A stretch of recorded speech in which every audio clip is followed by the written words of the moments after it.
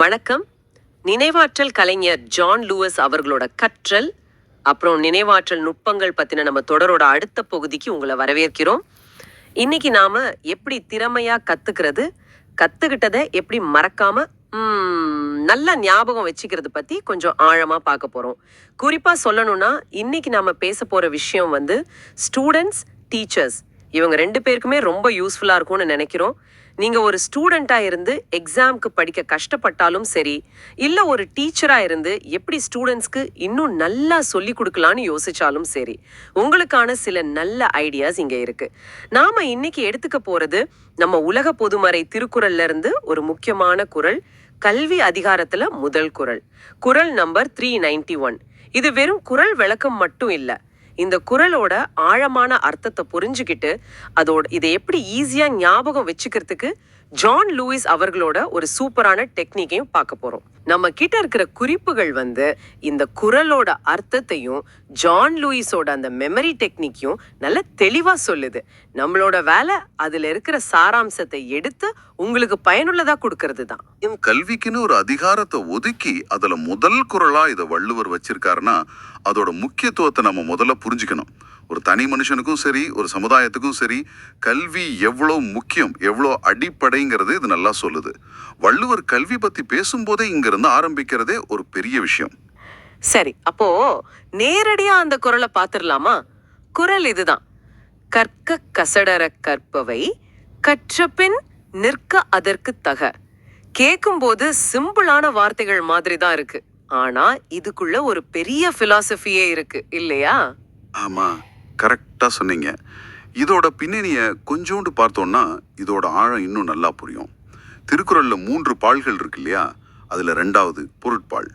இது அரசு, சமூகம், பொருளாதாரம் இந்த மாதிரி விஷயங்களை பத்தி பேசும்.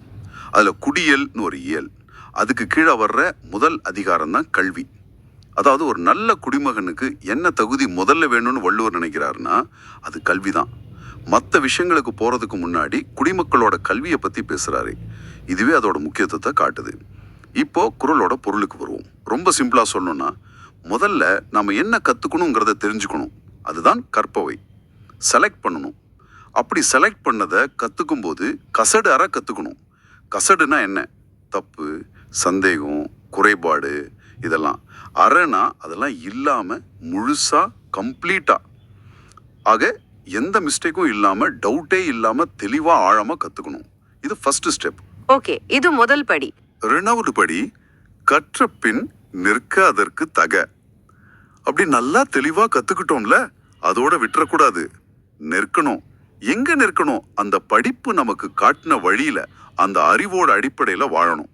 அதற்கு தக, அதாவது நம்ம கத்துக்கிட்ட கல்விக்கு தகுந்த மாதிரி நம்ம செயல்கள், நம்ம நடத்தை இருக்கணும்.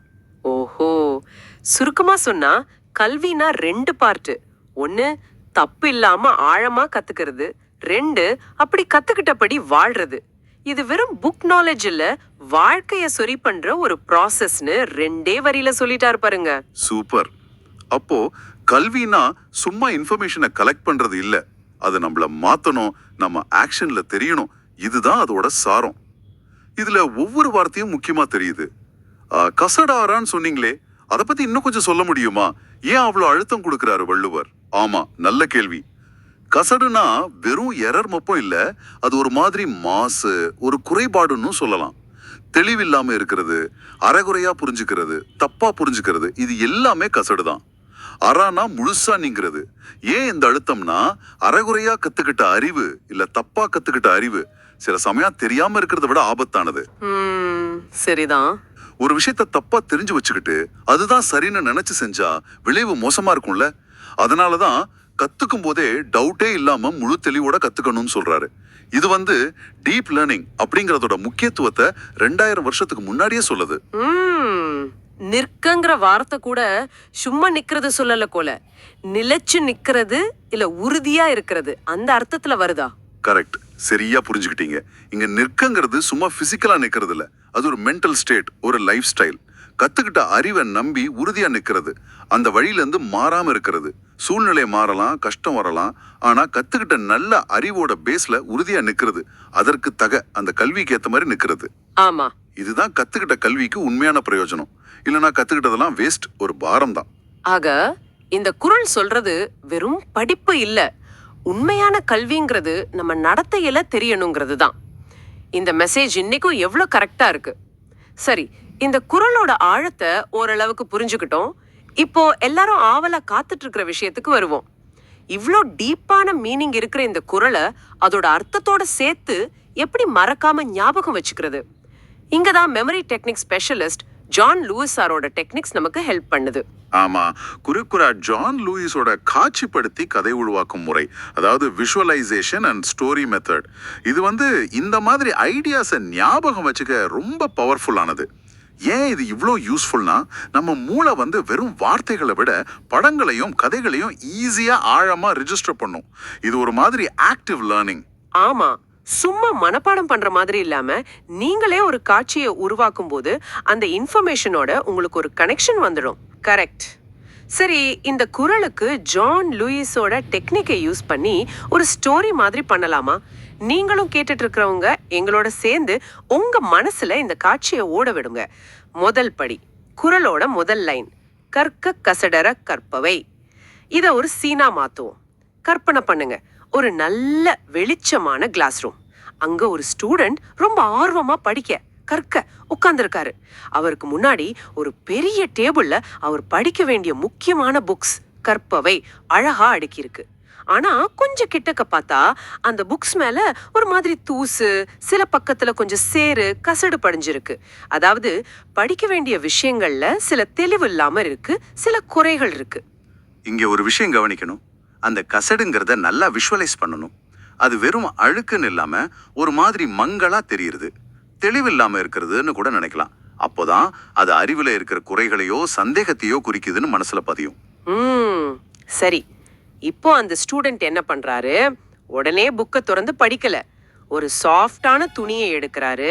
ஒவ்வொரு புக்கா எடுத்து அது மேல இருக்கிற தூசி, சேரு எல்லாத்தையும் ரொம்ப கவனமா, ஒரு சின்ன துரும்பு கூட இல்லாம கசடர தொடச்சு கிளீன் பண்றாரு. சில பக்கத்துல இருந்த டவுட்டான நோட்ஸ அழிச்சு தெளிவா எழுதுறாரு. இப்ப புக்ஸ் எல்லாம் பழிச்சுன்னு கிளியரா இருக்கு. இப்பதான் அவர் முகத்துல ஒரு திருப்தியோட படிக்க ஆரம்பிக்கிறாரு. இந்த காட்சி முதல் வரிய ஞாபகம் வச்சுக்க உதவும். கற்க, ஸ்டூடெண்ட் படிக்க ரெடி ஆகுறாரு. கசடர, புக்ஸ தொடச்சு கிளீன் பண்றாரு. கற்பவை, முன்னால இருக்கிற தெளிவான புக்ஸ். ரெண்டாவது படி. இப்போ ரெண்டாவது லைன், கற்ற பின் நிற்க அதற்கு தக. இத நாம கிரியேட் பண்ண முதல் சீன் கூட ஒரு கண்டினியூஸ் ஸ்டோரியா சேர்க்கணும். கற்பனையை தொடருங்க. அந்த ஸ்டூடெண்ட் அப்படி கிளீன் பண்ணி தெளிவாக்குன எல்லா புக்ஸையும் படிச்சு முடிச்சிட்டாரு. கற்ற பின் அவர் படிச்ச அறிவு அவர் மனசுல நல்லா டீப்பா பதிஞ்சிடுச்சு.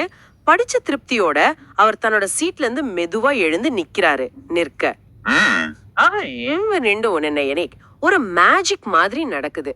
அவர் படிச்ச அந்த புக்ஸ்ல இருந்து நல்ல கோல்டன் கலர்ல ஜொலிக்கிற வார்த்தைகளா ஒன்னொன்னா வெளியே வருது.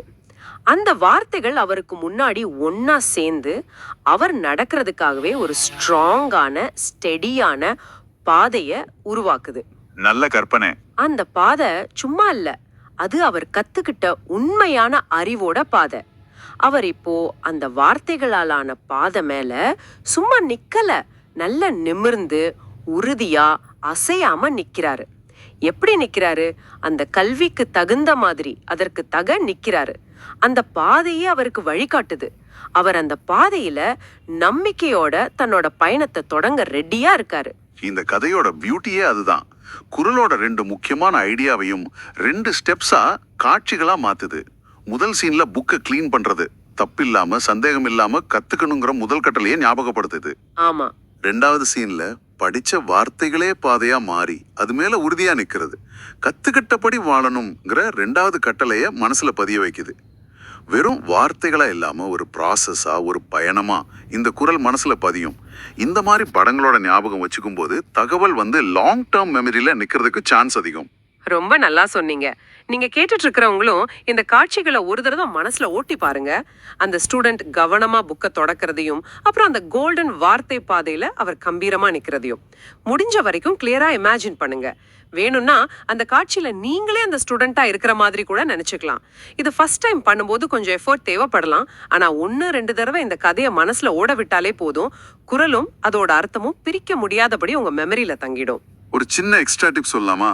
சொல்லுங்க. இந்த காட்சியை இன்னும் ஸ்ட்ராங் ஆக்க அதுல நம்ம 5 சென்சஸையும் யூஸ் பண்ணலாம்.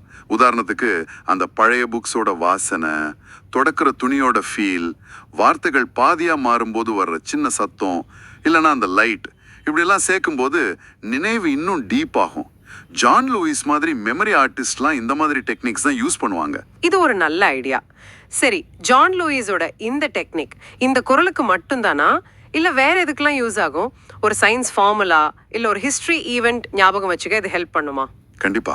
இந்த காட்சிப்படுத்தி கதை உருவாக்கும் டெக்னிக்கோட பேஸே அதுதான். அப்டிராக்டான விஷயங்களை, அதாவது கண்ணுக்கு தெரியாத ஐடியாஸை கான்கிரீட்டான காட்சிகள், கதைகளா மாத்துறது.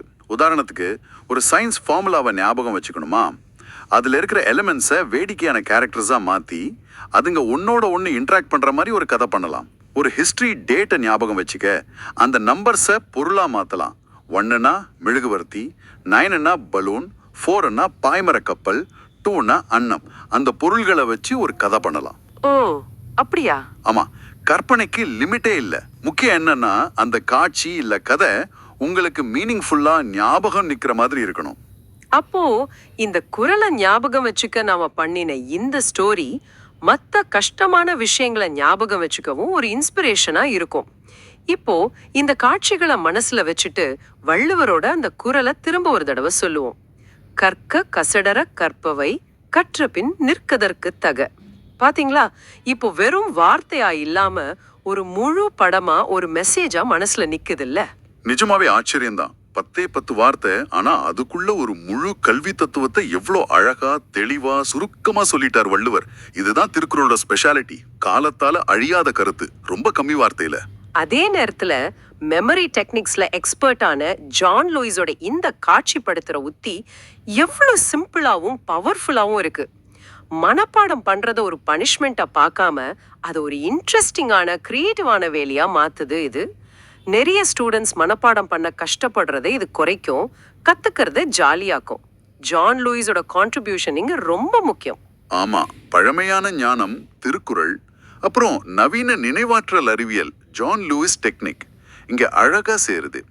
ஒன்னு என்ன செய்யணும்னு சொல்லுது, இன்னொன்னு அதை எப்படி செய்யறதோன்னு ஒரு வழியை காட்டுது.